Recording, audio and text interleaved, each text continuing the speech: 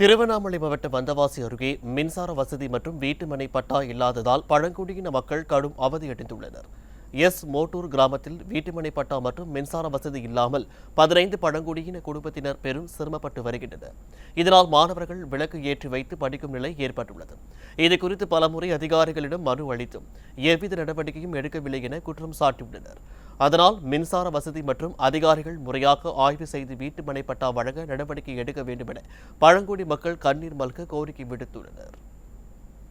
ஒரு வீடு கூட கட்ட முடியல. நிரந்தரமான இடமும் கிடைக்கல. எங்களுக்கு நிரந்தரமான இடம் கிடைக்கல. எங்களுக்கு பட்டா வசதி கிடைக்கல. தாலுகா ஆபீஸ்ல எவ்வளவு மனு கொடுக்குறோம். எங்களுக்கு வீடே கிடைக்க மாட்டேங்குது. வீடு கிடைச்சா நல்ல இடத்துல நல்லா படிப்போம். நாங்க இங்க கரண்ட் வசதி இல்ல. எந்த ஒரு வசதியும், எந்த அடிப்படையான விஷயம், எந்த ஒரு வசதியும் எங்களுக்கு கிடையாது. எங்களுக்கு இல்லாட்ட பண்ணாலும் ஒரு இரவு நேரம் வந்துட்டா நாங்க எப்படி வெடிஞ்சு எழுந்திருப்போமா எழுந்திருக்க மாட்டோமான்ற ஒரு இதுல நாங்க இங்க வசிக்கிறோம்.